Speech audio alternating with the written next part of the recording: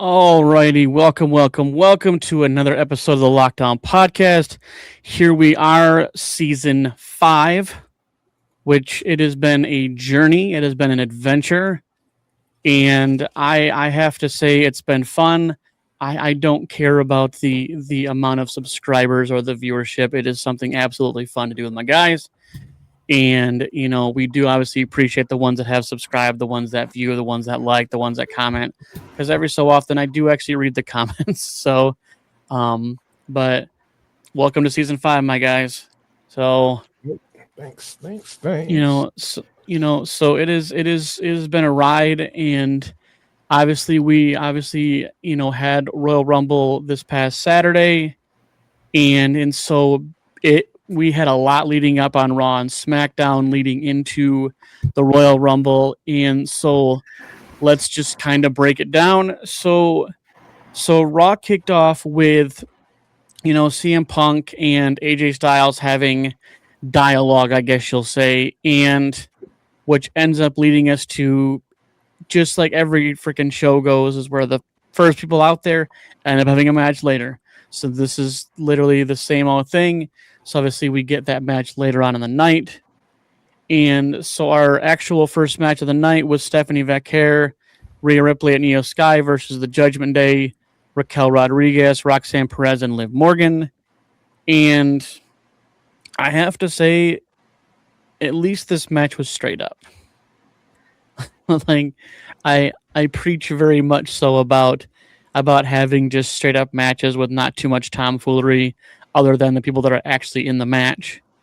Obviously, Judgment Day takes the L on this, which isn't really much of a surprise.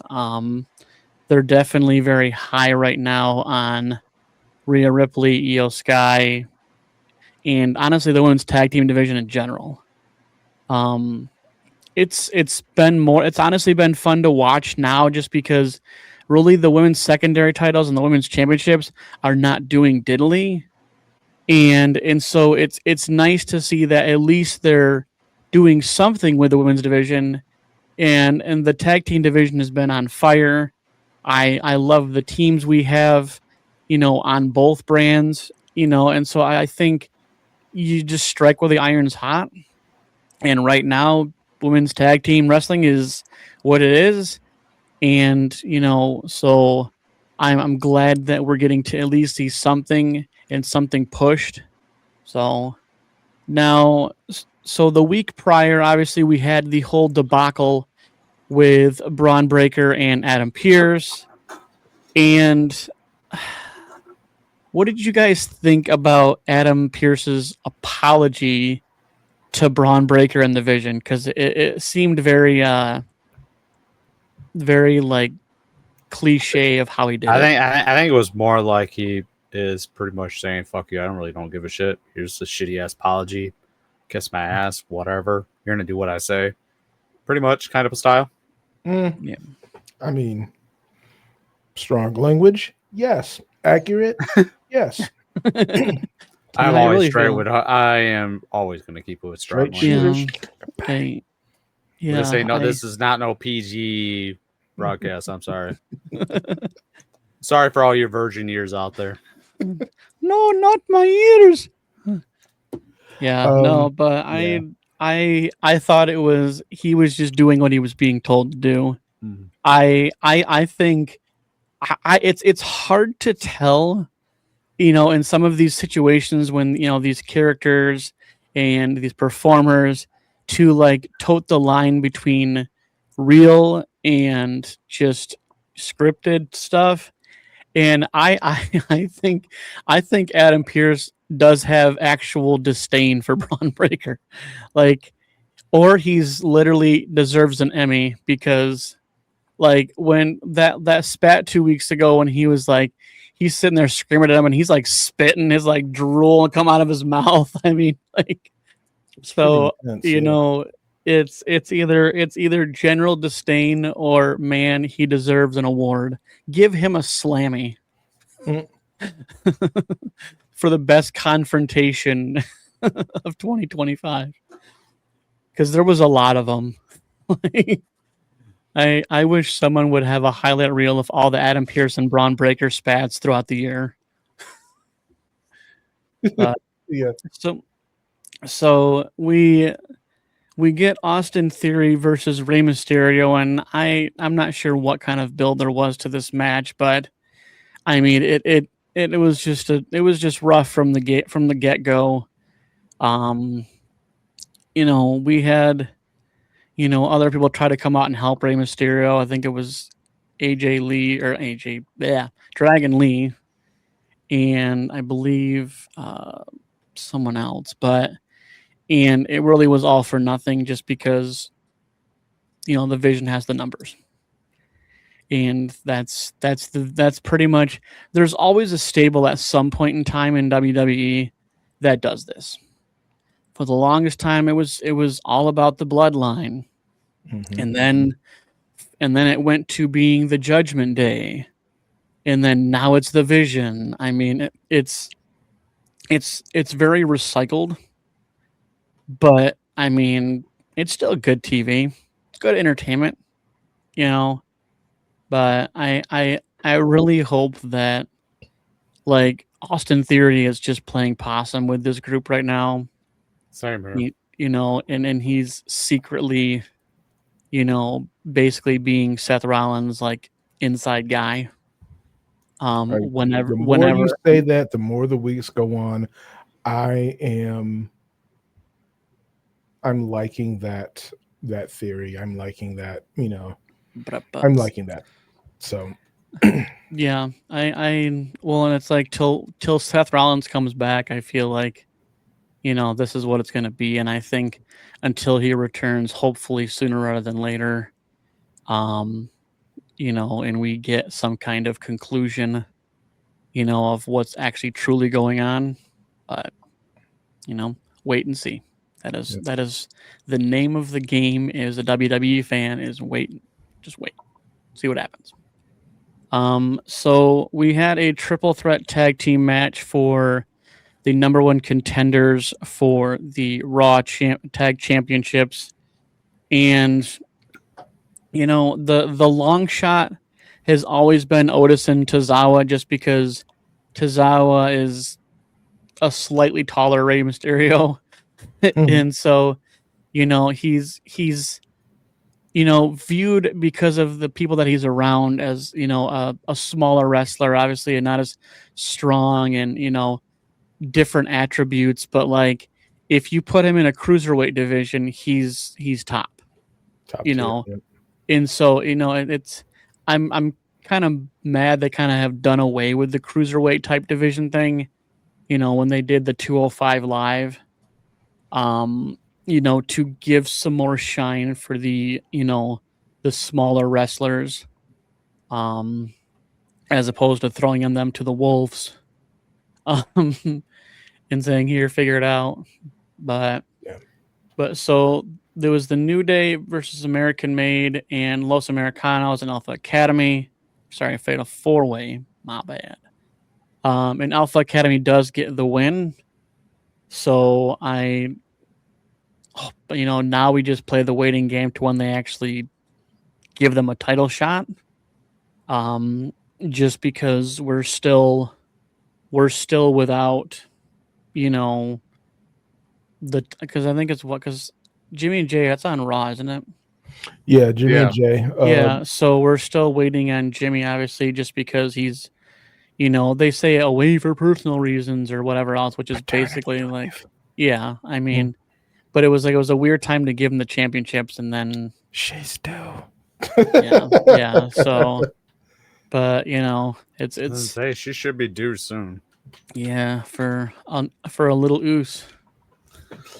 So, I think that's exciting. I don't think they announced it if it's a boy or girl yet. It doesn't matter. There'll be a world champion. Right. That's if they want to follow in the footsteps. Right. No, they have no choice. They just don't. I mean, you'll just look at the list of second generation, third generation superstars. It's just in the DNA. Yeah.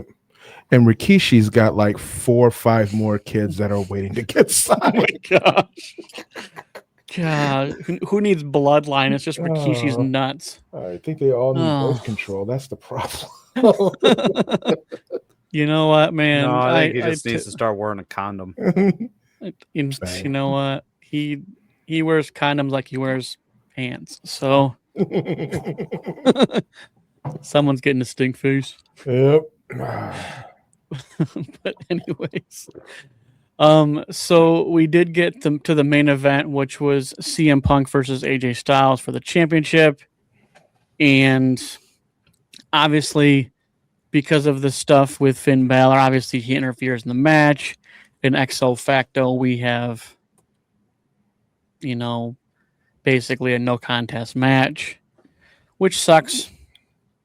But it also plays to the fact that everybody was saying that Finn Balor is getting kind of soft, and we felt like we were seeing that face turn, and after this you're like, nope. Like, and I love that, it's, he kind of, I wouldn't say he fooled us, but I definitely think, it made people think, right? Right. Because we even thought, we're like, oh yeah, he was super nice after all this, and and then here comes Liv Morgan basically calling Finn Balor a pussy, and so Pretty much, and so so that's what happens, I guess, when Liv Morgan speaks something into you, I guess. But so SmackDown was actually in Saudi, at the arena where they're going to have the Royal Rumble, and I have to say that I enjoyed the stadium setup and everything, but I don't know, there's not as much like crowd pop when a lot of these people, I don't feel like Saudi really actually has like a massive fan base. It just seems like there's very little crowd interaction unless it's like with the handful of top stars that people know. But whatever, WWE is going to take their money and run. So, it be what it be. But so we obviously get, the beginning of the night obviously starts with, Cody coming out and then Sammy coming out, and followed by Randy, and then the 12-hour entrance of Jey Uso. And which, again, the trope of all trope and the recipe of all recipes leads us into having a 4-on-4 tag match at the end of the night. Wow, great surprises. I wish they would just switch something up and surprise me, but they don't. That's WWE for you. Yeah. So our first actual match was the United States Open Challenge. Carmelo Hayes, champion, versus Rey Fenix. And this match did not disappoint. It was a good match. I think, people are starting to see that Carmelo Hayes is not he's very underrated. And this match was absolutely insane. There was a lot of twists and turns, a lot of drama, and I have to, you give respect where respect is due, whether you like him or you don't. But no, it was a phenomenal match. Obviously Carmelo Hayes does get the win at the end of it, and he continues his reign, and I'm really enjoying the Open Challenge. I think it makes it interesting, and I think, it has at least something to like take away from your, on SmackDown, if something else isn't defended. So at least you're having a title consistently defended. That pretty much CM Punk has had freaking open challenges for the last 3 weeks. Oh, yeah, definitely. So CM Punk has defended his title more times in 1 week than Jade Cargill has in 3 months. Oh, sorry, I had to say it just for fun. But yeah. So after all that nonsense, we get Alexa Bliss and Charlotte Flair coming out, followed by Judgment Day coming out and razzing them up. And I have to say the rebuttal by Charlotte Flair and Alexa Bliss, basically like, well, there's 3 of you in a match, but who's gonna defend who? Who's gonna if you have to decide between going to WrestleMania and being pals, you want to go to WrestleMania. So, I like that little confrontation, which obviously led us to having a match between Charlotte Flair and Alexa Bliss versus Liv Morgan and Roxanne Perez, which Charlotte and Alexa got the win, obviously, with the help of Stephanie Vaquer taking out Raquel Rodriguez. Nice. And it's good. yeah, and what's so crazy about this whole Saudi thing and having women covered up and everything else, and wearing baggy clothes to not show curves. Them girls were in fucking dominatrix freaking outfits, and I could see their curves.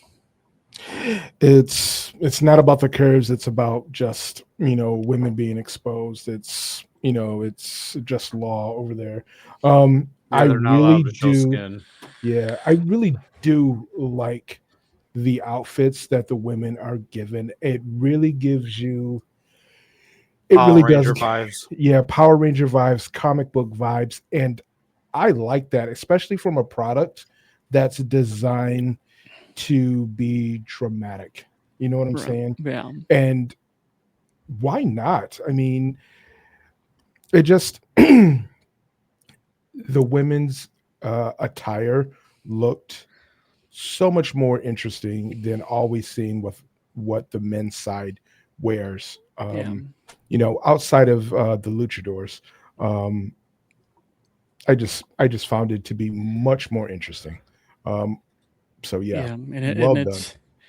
And there was a level of creativity, to working under those parameters. Yeah. So good on them. So our next match. So Johnny Gargano, obviously, him and his wife obviously stole one of the masks from Axiom, weeks ago.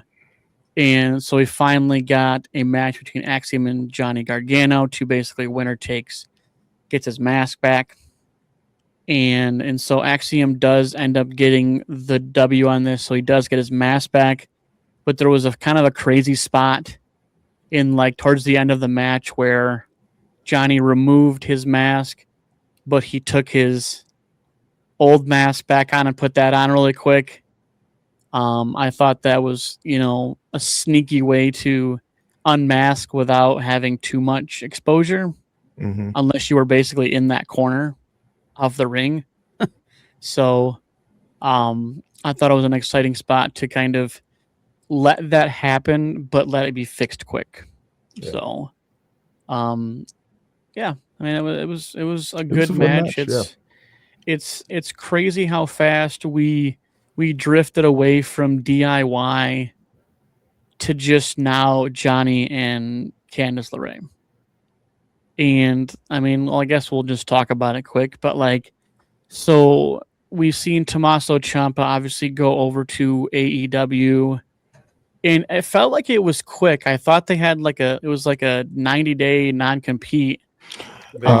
Yeah, but his contract, he didn't renew or let his contract expire and whatever have you. But besides it being so quickly, they also, for WWE, they also turned around a recently departed member of AEW and put him in on one of the biggest stages, that WWE has all year.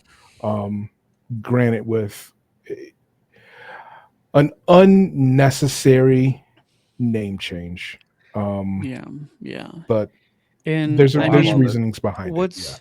What's so crazy is that you you look at the entrances for AEW, and they are just way better than WWE.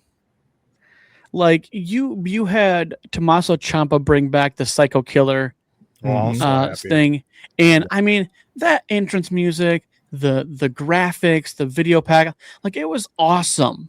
And then you Yeah. go to WWE and let's have a blue flowy screen with Drew McIntyre's name on it.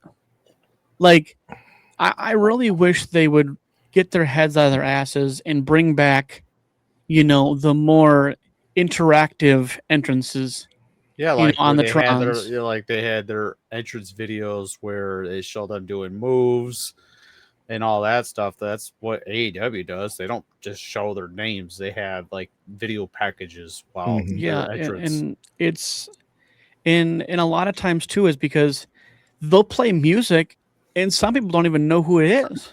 Mm-hmm. So, um, but so the next crap we had to deal with is between Gunther and AJ Styles, and love him or hate him, Gunther is the new legend killer, and and he's got a lot of career left. So I think he's basically the reincarnation, I guess you could say, of the character of Randy Orton being legend killer, and he's the new sheriff in town. And I love the fact that he loves being hated. Oh yeah. Like, I mean, the amount of people that like are just absolute disdain for Gunther, after the whole John Cena crap, and then obviously we leads us into an AJ Styles Gunther match at Royal Rumble. We'll get to that. But yeah, so the Miz has not won a match in probably, I don't know, 18, 19, 20 months. Something And like that. and this streak continued, and he had a match with Ilya Dragunov, and even the wrestlers like that wrestle Ilya Dragunov know that he is brutal, and like for being like his size and not really being that big of a stature, the dude packs a punch. I mean, Ilya Dragunov is the guy that Since he literally packs took a punch and a kick. yeah. And this is the guy that dethroned Gunther for the NXT UK title. And he took chops after chop. Like, I mean, he was chopped up by Gunther, and and he was the one to dethrone him. And so like, and this was when Gunther was Walter, which is his actual name. Fun fact. But like, and so like this was when Gunther Walter, whatever, he was a lot bigger, and so those chops were even worse back then. And so, yeah, but so yeah, obviously Ilya continues on his winning ways. I hope they do something with him, at least in the secondary, time. I don't even care if it's Raw or SmackDown. I wish they would do that with the Intercontinental.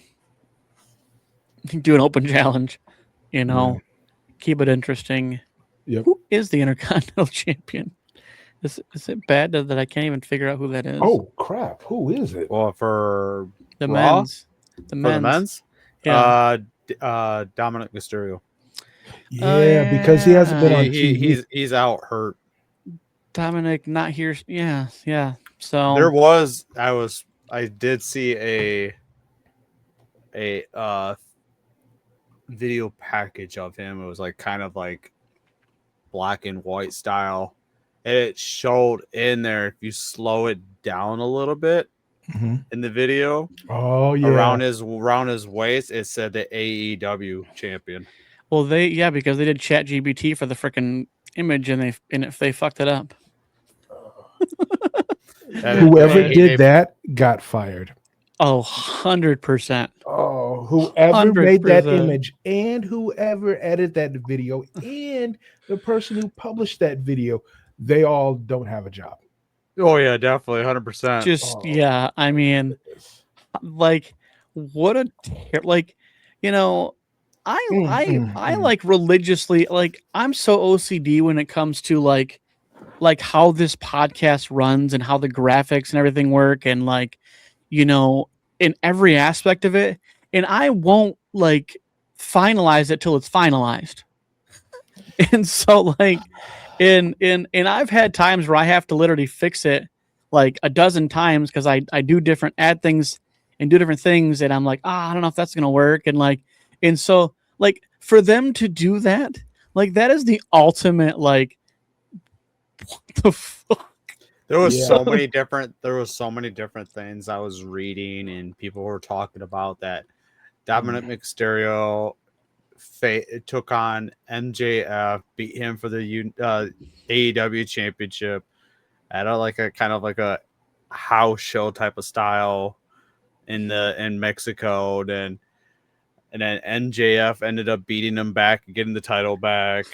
All this crap. I'm like, okay. I love when That's you know fantasy booking right there. I'm like, I- okay, fans, all right. I love people that like just go down the rabbit hole, like even crazier than we do most weeks, like like and so When I was so reading that, I'm like, oh okay, man, people. that's like you know Maybe what in your mind. that's dude that is that's gaslighting at its finest. Very yes, 100%. Yeah, Definitely. I love it. I love it. Man. So we finally get our main event match, which was the Vision versus Jey Uso, Sami Zayn, Randy Orton, and Cody Rhodes. And match was fine till obviously one Drew McIntyre, you know, destroys the match once again, obviously. And, you know, obviously the Vision gets the last laugh as they do. And we thought that was the last laugh until Jacob Fatu comes out, you know, at the tail end of all of it and literally busts the shit out of freaking Drew McIntyre.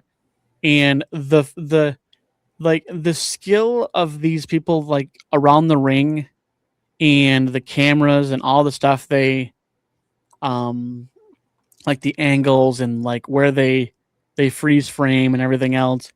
And like I'm looking at the WWE website and it has the picture of Jacob Fatu hitting Drew McIntyre in the back, and like Drew's hair is like perfectly like this, and his mouth is like, and like that's like the beginning of the clip, and so like, well done WWE.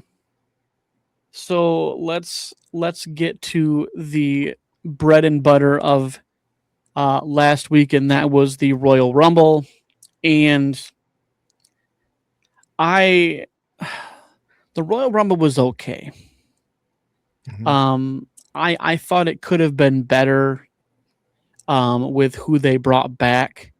Now, they really, with the exception of Brie Bella, for the whole show, men's and women's, She got a pop. nothing. They got nothing. They got no pops, no nothing. They had no surprises. They didn't have anybody we wanted to hear. There was chatter of Bianca Belair coming back. There was chatter of maybe a Saray, aka Paige. There was multiple. You know, they didn't have any like legends like a Beth Phoenix or a Kelly or any of that. Michelle McCool, nothing. I wouldn't say Beth Phoenix would Yeah, be there because yeah. Because it's like Yeah, all I'm the surprised legends they too. had, it's like, you know, you didn't bring anybody back. You didn't really do anything other than, and I will say they did put a lot of shine on NXT though. I do give them that much. definitely. And I mean, you had, let's see here. You had Lola Vice, you had Jordan Grace, you had Sol Ruka, you had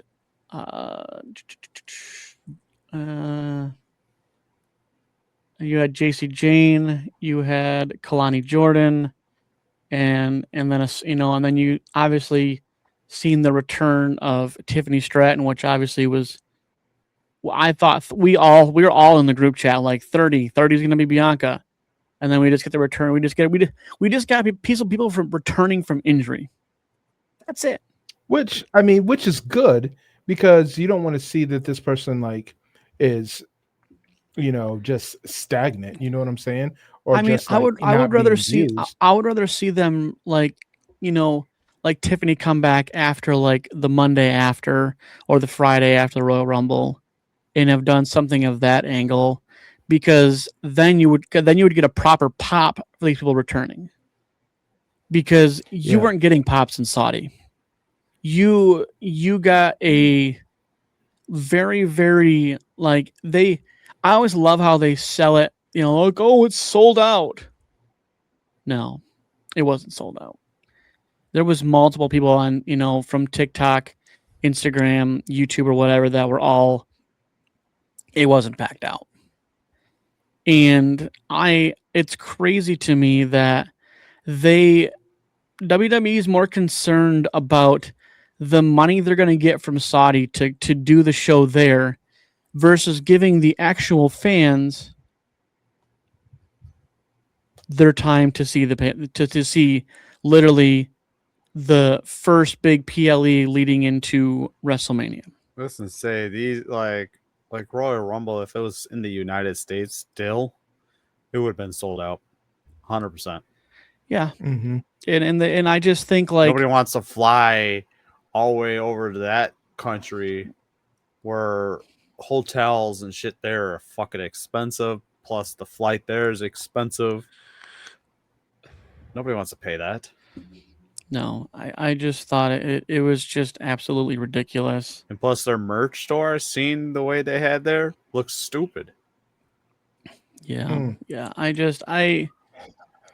just think it's just all a money grab. And and there's people a mile, like 100 miles long, that are all saying the same thing, is that Vince McMahon would have never done this. And and Vince was concerned about generational fan base, and now with TKO and basically being the higher up of WWE, is that they're all about money grabs. And the thing that really sucks though is that I don't know who can afford to go to these things. Definitely not me. These people have to be taking out freaking loans to go to a WWE event sometimes. Selling their You know what? house, their I think car. so too. I think so too. Like, there's no way like the average household income in the United States in 2025/2026 now that can afford to go to a WWE show like the Royal Rumble or like SummerSlam or currently WrestleMania without having without putting themselves in debt. It's like, first, it's like you've got Christmas season, so now you're putting yourself in debt. Then you turn around and then you have the Royal Rumble, and now you're putting yourself even more in debt. Now you're talking about going to WrestleMania. You've got to have everybody's got to be working 2 jobs, including like everyone under 18 in the house. You've got to leverage, everything, just to have these experiences. It's astronomical. I mean, like, not to bounce from wrestling, but like the Super Bowl this year, the nosebleed section are like $6,000 to $7,000 for nosebleed sections. I might as well be at home watching it. Yeah, I mean, it makes no sense right now how much you have to leverage for these entertainment venues and these entertainment experiences, and you see these companies making astronomical like profits. Like, what is going on here? Like, I pulled up on Ticketmaster for where WrestleMania is going to be for one ticket up in the nosebleed section.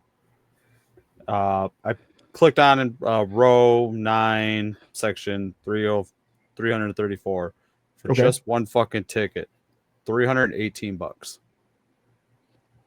Yeah. Normally, those aren't those seats like let's see what the $100 max? the floor seat. Let's see. Get rid of this one. This one. Floor seat, row 11, section A3, $1,036.25. That's And like, insane. I mean, and that's the thing is that, and like The prices go all the way up to the highest I see so far is 8,000.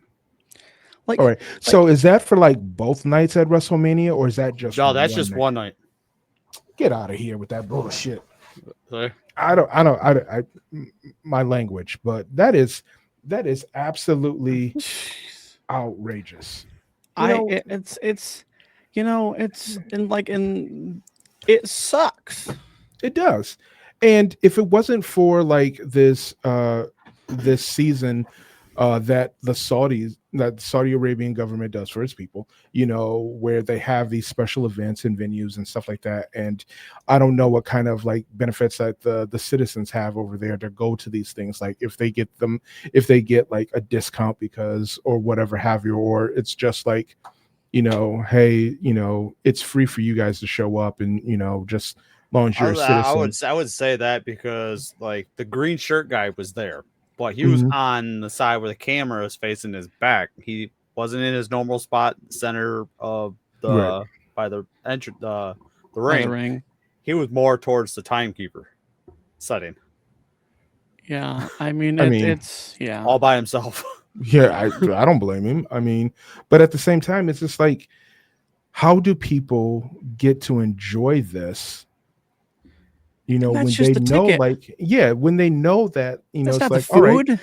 all right, it's not a water. I'm like, out like $5,000 for this one night experience just for myself. Looking at that prices for shit, damn. Yeah, it's like, you know, if you don't live like nearby, like say like 4 hours or less, like a 4-hour drive, you stay the night at a hotel, you take like a 30-minute transit to get to the arena.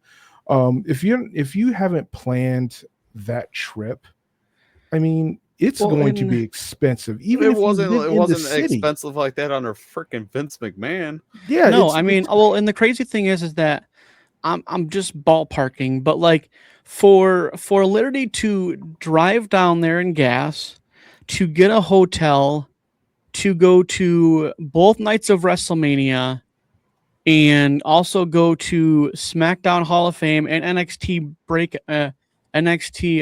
Stand and Deliver, we probably spent $800.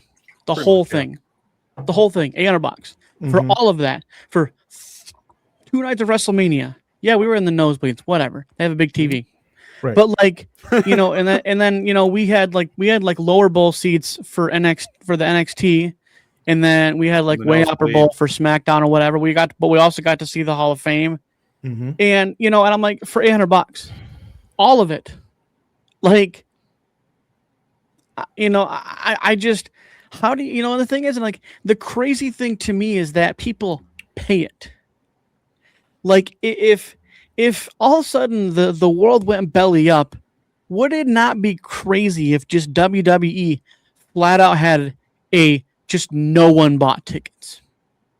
Like how much would they would lose their fucking minds if people just no one went to a WWE show? I mean, that's 100% plausible for me. You know, and the thinking about, you know, what are you gonna do? You know, you've priced out everybody, you can't afford to, you know, it'll turn right back into a pandemic, you know, era type show. It's like it'll be at Full Sail, or it'll be at the Performance Center. It'll have people's family making up the audience or whatever have you, and it'll just be, that'll be WrestleMania. And it's crazy because again, people pay it, right? Right. And it just blows my mind. Like, at what point in time are we going to be like, as the whole WWE universe, be like, fuck this, and be like, we're not paying, we're not, sorry, like, you know, you're SOL. enjoy your empty audience. You're gonna get some cardboard cutouts. Like you're gonna get a bunch of AI bots in there going. Like I just it just blows my mind. But I digress. But so we had the women's Royal Rumble obviously kick the night off. It was kind of funny that they kicked it off with Alexa and Charlotte Flair just basically standing in the ring. I thought that honestly was more comic relief than anything else. And then they kind of kept messing with each other for like the first couple minutes of the match, like trying to do a finisher or a submission or something just to mess with them. And I thought that was great. I thought that was funny. But obviously as the match went on, obviously you had a plethora of, I honestly think the Women's Royal Rumble was pretty fantastic. I think it's probably one of the better ones we've seen in a long time. I mean, you still had the normal, like, a bunch of people like laying in the corner and stuff like that, and then like maybe like one or two like actual fights going on, and that's fine. I mean, it's a long game match. I mean, and I honestly, really out of all of it, outside of Liv Morgan winning the whole thing and everything else, the best part about this whole match wasn't like anybody's returns. It was the fact that Natalya literally brought new entrance music. Oh, I love it. And now she's going as Natty. She's not Natalya anymore. And we're seeing a character change of the happy-go-lucky Natalya into now the absolute brute. Dressed all in black. All in black. I love this for Natty. I a character change was due for her. She had been playing the everybody's buddy, for too long. And I like that they introduced this at, basically this past weekend. So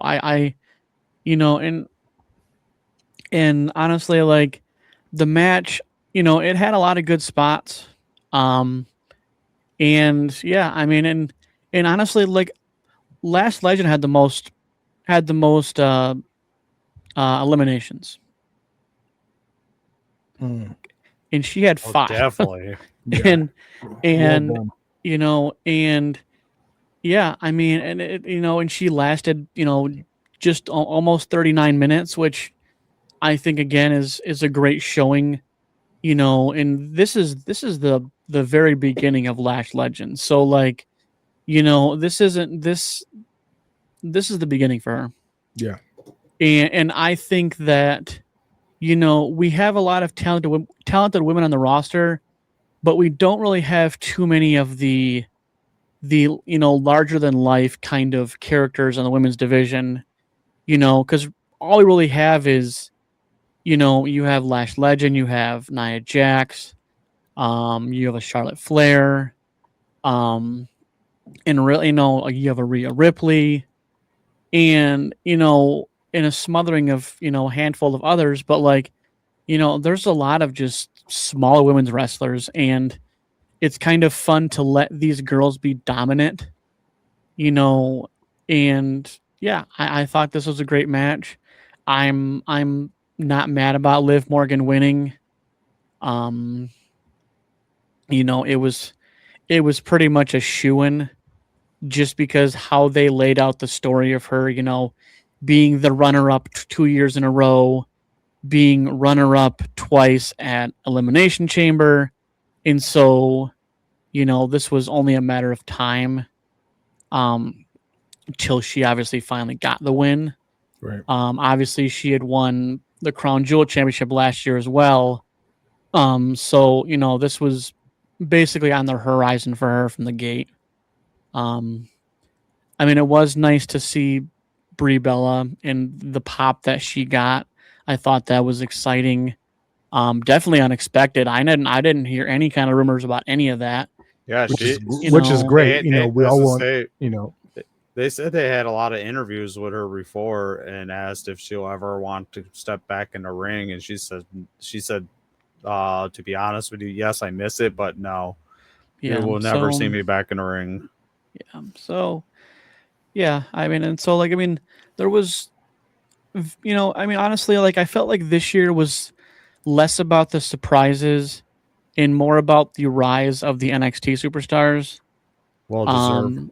And so like I think this is a good change of pace. Obviously, yes, we do love getting the surprise, returns and all that, or some legends coming back. And yes, that's exciting.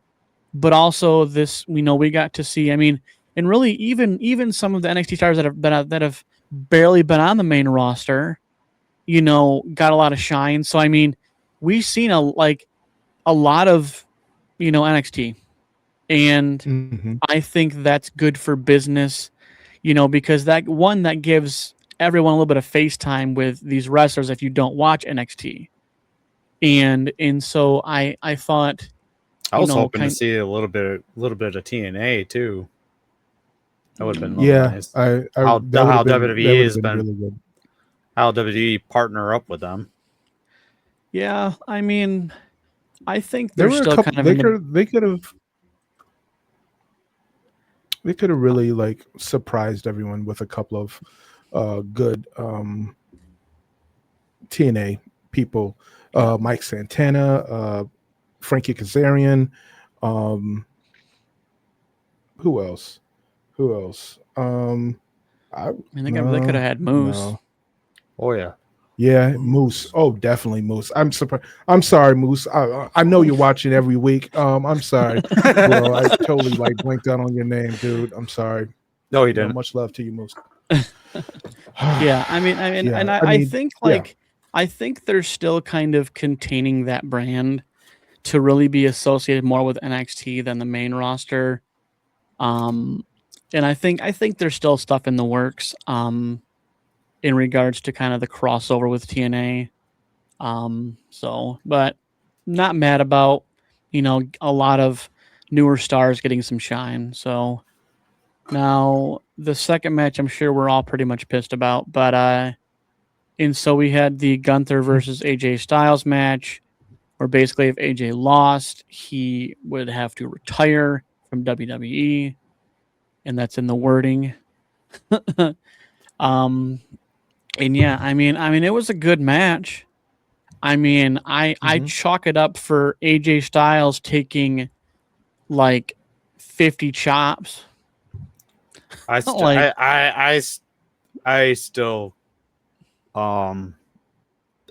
was talking to a couple other people about this match.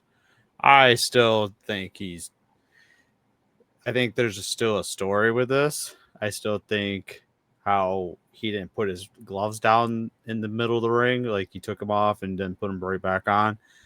I think he might go back on his word against Gunther and still stay with WWE and still keep a story going. And maybe. So I heard through the internets that AJ Styles made a comment. It's like when he retires, he's shaving his head. He can't wait to shave his head.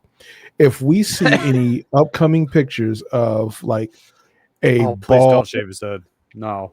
bald AJ Styles or my super gosh. low cut AJ Styles or something like that, Like TNA AJ Styles. yeah. No, he needs to stick with his soccer mom style hair. Oh mean, man. No, I didn't really care too much for the TNA style short hair. I like the long hair. It fits him. You know, I mean, it's because he does the just the hair flop. But that's the thing that WWE wants. They want you to have long hair, because it looks more dramatic when you throw in they don't like us bald people. Freaking baldest. Which is like the shine on our heads. Bunch of hairist. Yep. So yeah, if we see AJ Styles bald or somewhere close to bald, he's probably done. But at the same time, there's always something to read into it, and with everything with wrestling, never say never. I think it's good storytelling for him not to take off his gloves. I think it's good storytelling for him to, do his phenomenal 1 stance, on his way up to the ramp or at the end of the ramp. So no, let's see I let's see what yeah. the week's hold. Yeah, I mean, there's still time. So our next match of the Royal Rumble was the undisputed WWE champion Drew McIntyre versus Sami Zayn. And the story of the whole match was the fact that Sami Zayn is 0-11 versus Drew McIntyre. And man, it was a good match. Like I take nothing negative away from this match. And it's unfortunate, obviously, Drew McIntyre won and Sami Zayn lost. Basically having, a certain degree of home field advantage. But, I don't think this is the end, for any story to, work Sami Zayn back to a title picture. But, it's wait and see. Let's see what creative does. And so we had the main event obviously was the men's Royal Rumble, and there was the whole glitch thing that they obviously fixed in post, post WWE whatever video, and because it basically when Axiom and everything came out, they basically had a flash of Braun Breaker being number one. And I honestly think it truly was a glitch or just great storytelling, because we had Paul Heyman and Adam Pearce on the kickoff show basically ranting and raving, about, number two is worse than number one because number one has the high ground and ends up making Braun Breaker number two entrant. But the number one entrant was one and, oh man, Obafemi. Oh, dude, he lived I love up the to way the. he walks. He's like, Oh yeah, no, dude, he I and love that like, dude. oh dude, he is insane, and I'm glad we got to see, a kind of almost a Brock Lesnar kind of highlight reel for the first 5 suckers that got in the ring. But obviously Braun Breaker kind of had a little issue at the entrance. And here we go with another masked person. And I'm it's literally, I would say it's one of 4 people. And agree or disagree, but like, so I'll say the 4 people it possibly could be it could be Adam Pearce. And it could be Adam Pearce. It could really just, I don't think it's a returning Seth Rollins. Because the facial hair that you were accessible to see was blonde. And so I think it could be an Adam Pearce. I think it could be a Logan Paul or Austin Theory. Or honestly, I mean, it's a long shot, but Chris Jericho. Long shot. Mm. And because Jericho has no beard. Well, but but it was very minuscule. It wasn't like heavy. It looked when the pictures I seen of it, it looked black. The goatee part. In therein lies and the mystery. They had around the eyes, they had black around the eyes where you couldn't see the color of his eyes very well. They put black paint around the eyes to match in with the mask. However this plays out, whatever, here we go with another mask character, right? And it's interesting. Like I wouldn't say it was the best thing, but I think it gives us more intrigue, because I did say a while back that there's probably more than one mask character.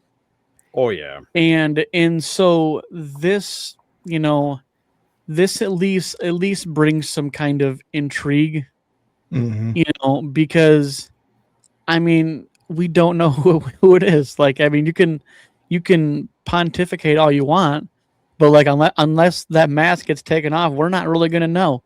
That's true. And for all intents purposes, they could change the actual person because again, it's That just a part. masked character. Yep. So they could let's say hypothetically they just had some random guy from the back, and when they get unmasked, it's it's a person no one thought of. Right. And and it could even be Finn Balor. I mean, because he was snubbed from the Rumble. Like there's a lot of options. So, Yeah. and all in all, honestly, it wasn't the worst Royal Rumble. I thought it was I thought it was funny that they brought back Chad Gable though as the original Americano. Oh, I fucking love it. I thought it was funny because it was right after El Grande Americano came out, and then all of a sudden here comes the original, and I think that's freaking hilarious. Like, and Chad Gable is jacked. Like, Oh, he's fucking holy real. shit, dude. Like I'm sorry, dude. Like Well, when you can he's- sit at home and just work out, rehab, eat right, and not be on the road taking bumps or whatever have you, yeah, you gonna look a certain Yeah. kind of way. So yeah, no, and then and then you obviously had Brock Lesnar.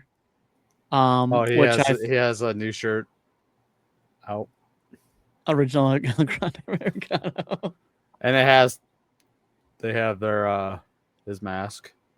Oh man, good times. But It's a pretty cheap mask. yeah, 50 so bucks. obviously after all in all, after said and done, we did get a couple returns. Like Frederick said, we did have what's his name? That they named him Michael Keys or whatever it was, or Royce Keys. Powerhouse Hobbs, Powerhouse. aka Yeah, Powerhouse now, Hobbs, which yeah, is a way now better known as name. Roy. Well, the meaning behind the name that I recently saw was that one part of the name is named after his grandmother that helped raise him and get him on the right road. The other is after his child. But what's really surprising is that I saw rumors of this right as his contract was ending or had ended with AEW, and so that tells me like there's been like some sort of like communications or conversations or something or another. They just didn't quickly think of that, like right there Yeah. on the spot. There's Well, because you've got WWE wants to file, have trademarks, for characters and stuff like yeah. that takes a little bit of time. So that is like, that's kind of telling to me. It's like, he had like some conversations. I just want to know what Well, brand he's gonna be on. and it's like there was multiple videos I seen out that like that Tony Khan wasn't going to be pulling from WWE anymore, which I mean, what other brand do you poach from? But like and it was just kind of interesting to see some WWE leave and go to AEW, and then now we get some from AEW to come to WWE again, and it's interesting. And I think what makes sense is that if you can build a character and build a talent from WWE, and they still can help mold and set a culture in your locker room, to me it's a no-brainer. If they're interested in the work and wanting to help build another company and they still have gas in the tank to perform at a high level, yeah, sign them. But if you're like specifically like scouting, looking, trying to talk to someone, I think there's a difference between WWE and AEW is that WWE will try to like poach or steal talent. AEW will just be like, are you free and clear? We don't want to run that kind of company.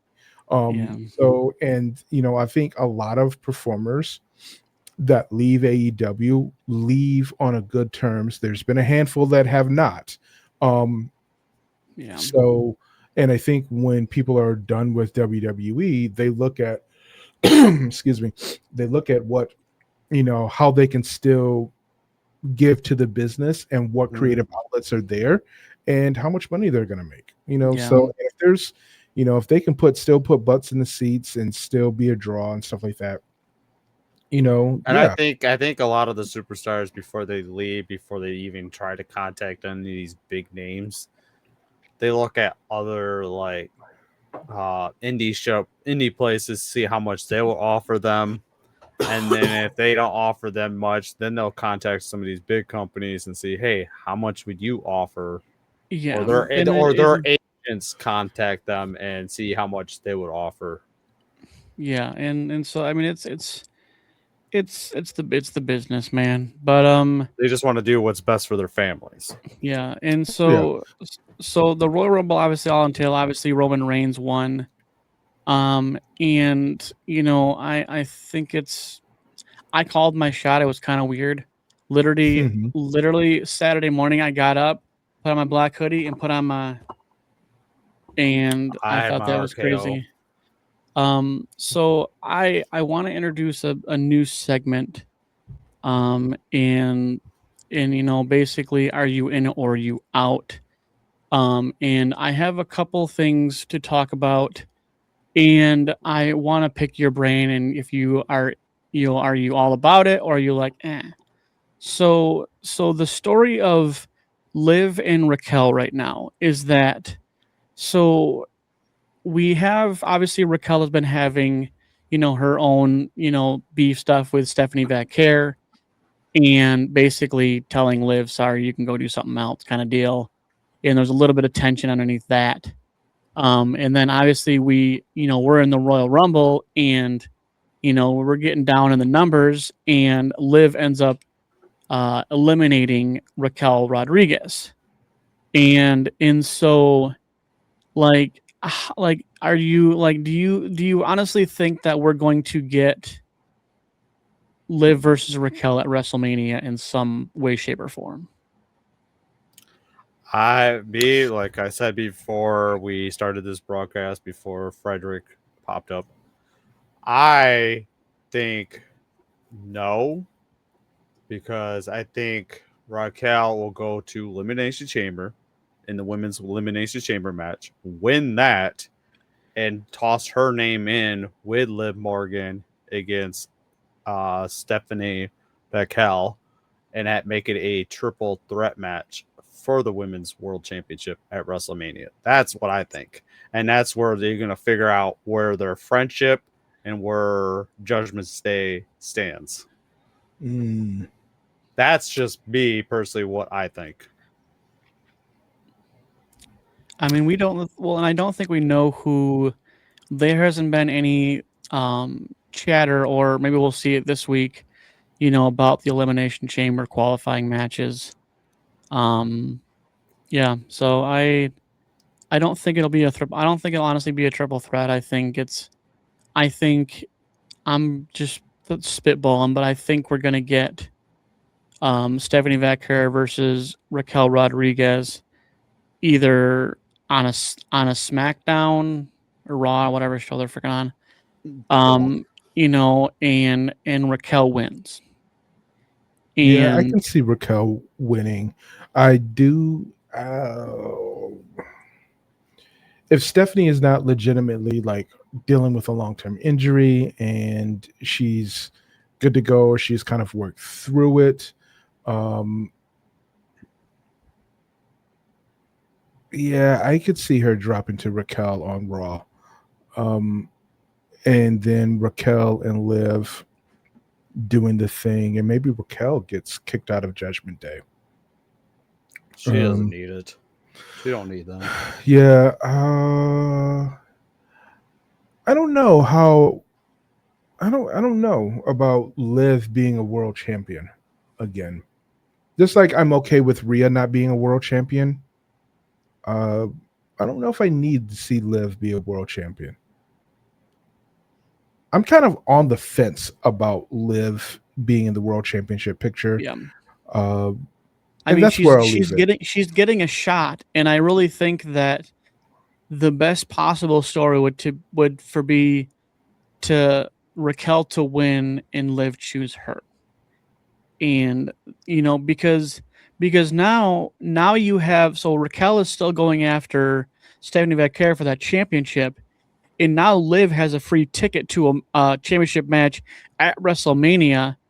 And so, I think out of spite, because Raquel wants that championship, and I think Liv wants it too, and I think that we see a certain degree of division over the next couple weeks up to Elimination Chamber of how things get played out. Yeah. Yeah. Now, the next thing I have is, are you in or are you out on Roman Reigns winning the Royal Rumble? I'm in. Yeah, I'm in. I mean, we've already. I'm done with Cody.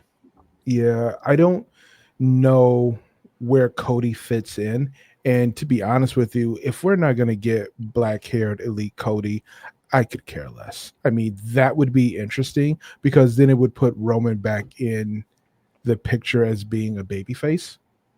But also seeing Roman versus Punk is a lot more interesting than seeing Cody versus Punk. Like, I don't need to see that. The reason why I got it, like I said, I think the Roman's going to pick Punk because when he was on Raw with Cody as a champion and Punk as the champion, he did look at Punk and goes, I want that title.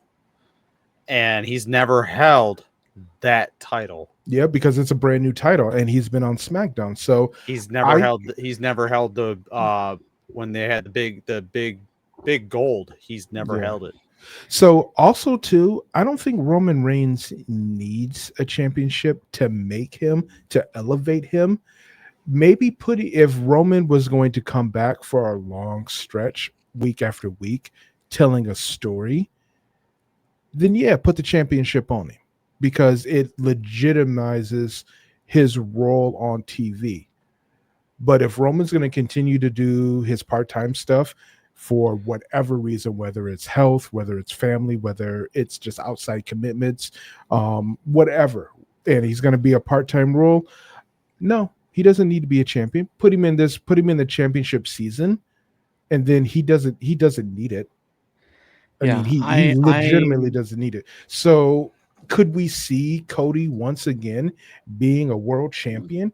We could, because we know. I mean, that there's too much stagnant. tension. There's too many hints of it. The fact that Drew, obviously beat Cody for the championship, and Cody technically is not allowed to go after the championship while Drew's holding it, though. And that was a clause in their contract. So I don't like, so Cody can't. So I don't think we're going to see Cody in Elimination Chamber. I don't think we're going to see Cody in Elimination Chamber. We're going to see that. I can see him put him in there. The problem is that, he could be in it. But the problem is that there was a clause in the contract that Cody signed that he's not allowed to go after the championship as long as Drew holds it. So literally that contract would be null and void if they allow it to happen. They will retcon that so easily, so quickly, that it's, to me, that is a moot point. However, that is a detail that people would have hangups on, but I know WWE, when it fits them, they'll like retcon a story or just forget about it. See, I could still see if Cody's in the Elimination Chamber and he comes close to winning it, the doors open, and I could see Drew interfering, getting in there, Claymoring him, and somebody pins his ass. Yep. I could, I could see that too. I would love to see something just like he did at the Royal Rumble. Yeah, I would love to see something like a Jacob Fatu winning the Elimination Chamber. Same. But I say the long shot, honestly, is so because Judgment Day is on Raw, I honestly see long shot, but like Mhm. Finn Balor winning Elimination Chamber and going after Drew. Mm. And because then it would basically be an easy way to cut out Finn from Judgment Day because he's on SmackDown now. Yes, So absolutely. food for thought. Yeah. Now, So I can see yeah, that. yeah. so the next thing I have on the agenda is obviously pretty much the general consensus is AJ's not truly retiring. So are you in on him actually being retired and being done, or are you out thinking he might do a TNA retirement run? I wonder how much of his retirement talk behind scenes has been a work. Yeah. You know, that he does still have something in the tank, that he can go for like a year. Like, let's just say he wants to finish the year wrestling, right? But Yeah. at the end of the year, he's done. Like December, he's done. Wants to finish up with his family, take a producer role or an agent role in WWE, and he's done being in ring. Maybe on Let's say TV. Triple H did have talks with him about that. They was on the pre-show afterwards. Mhm. They asked Triple H if he's been talks about AJ Styles being working behind the scenes and stuff like that. He says they have talked to him about that, Yeah. and he's been interested in doing that. Yeah. I mean, But that could be a really good me feat. personally, I'm out because I don't think he's definitely retired. I still think he's still going to be with WWE. I don't think he's going to TNA. He doesn't want to retire in TNA. He'd rather retire in WWE. But that doesn't But mean I still think he's going to still keep. I think there's still a works in the story with him and Gunter. I don't think this is done. I think he could definitely still retire in WWE, but have a couple of matches in TNA. He could have a couple of matches in NXT again. And he can still retire in WWE. But do I need to see AJ Styles in the ring for WWE? No, I don't. I don't think I would see him in an AEW ring. I don't think Oh, hell no. I don't think that'll happen. No. But I think I can see it more over in New Japan. I think a couple of more New Japan runs if he was released from his contract. But I think WWE is his home. He spent the last 10 years just having one solid match after another. You know what I'm saying? He's been having a bunch of 5-star matches. Yeah, so I don't see him going anywhere in that regards. But I also, like Tim, I also don't think he's done wrestling. But also too, I've already said like earlier in the show that if he shows up with he's got a shaved head and or a low cut hair and it's not long anymore, I think he's done in ring performing. But you know, wrestling is the business that you can definitely say never. Yeah. So speaking of never say never, so the last thing I have to pick your brain about is, will Sami Zayn ever be a top champion? Yes, 100%. Yes. And so, he's been with the company for probably 15 years, something like somewhere that. in that. And he's been thwarted. He's only been given a handful of opportunities to be in a championship match. And I honestly don't think he will. And I think it's going to be unfortunate, you know, but just because we want it doesn't mean it's always going to happen. I think they will give it to him. There's been hundreds of wrestlers that have never won, and they've succeeded in tag teams. They've won Intercontinentals, they've won United States, they've won NXT championships, Yeah. whatever it be, Mhm. and they're always thwarted from the top championship. Yep, you're absolutely right. I didn't. Now, Yeah. you know, so now could this be something where hypothetically, like Sami Zayn gets released and he does a full blown Cody Rhodes and leaves for a little bit and reinvents himself and he comes back as a whole different Sami Zayn. Now I think that's an absolute long shot. I don't think he's leaving anytime soon. Right. But I think that it's just out of the realm right now of possibilities of Sami Zayn becoming a champion. And that doesn't mean he doesn't have a Hall of Fame career. Like Right. that's taking nothing away from what he's done in this business for a very long time. But I I definitely think it's unfair for Sammy to look at him as a limited character and a limited performer when both him and Kevin Owens came up like during the same time. I think Sammy is more athletic than Kevin.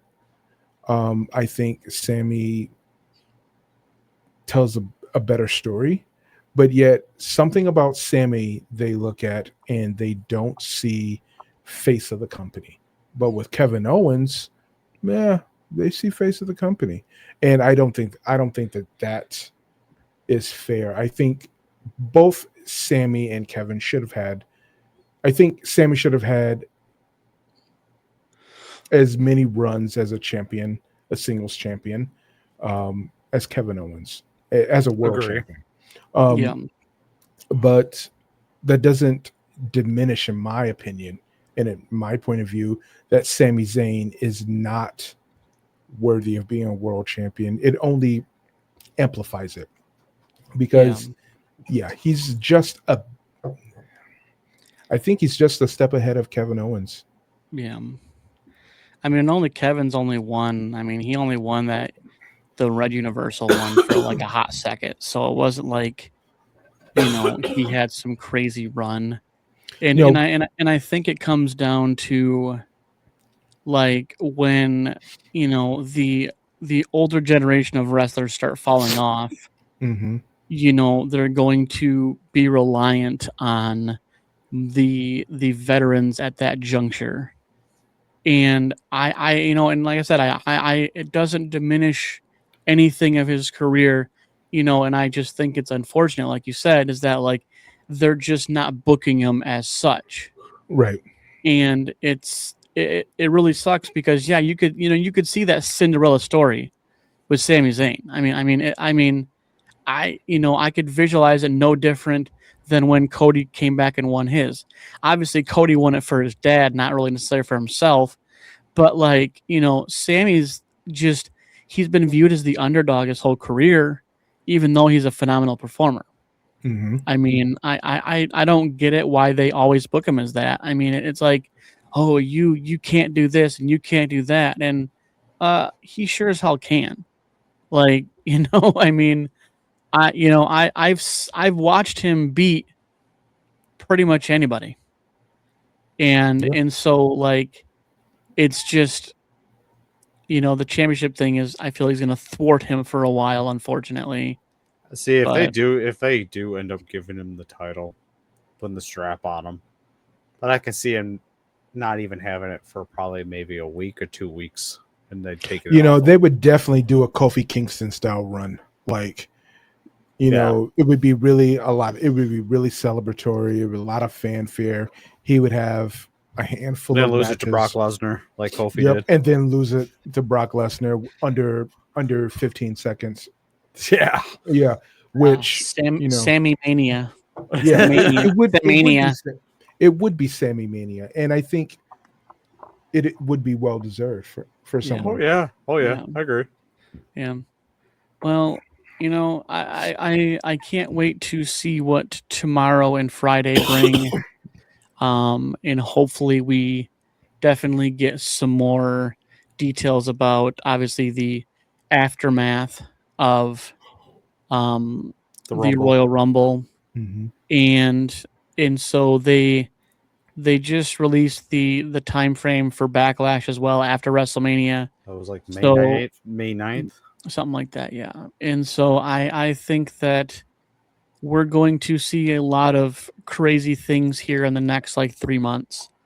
I think they're gonna finally get their heads out of their asses, because it ain't just Triple H, fellas. It is a whole fucking slew of shitty people on it for the freaking team. So thanks WWE Unreal for telling us that it's not just Triple H's fault. It's a whole slew of everybody's fault.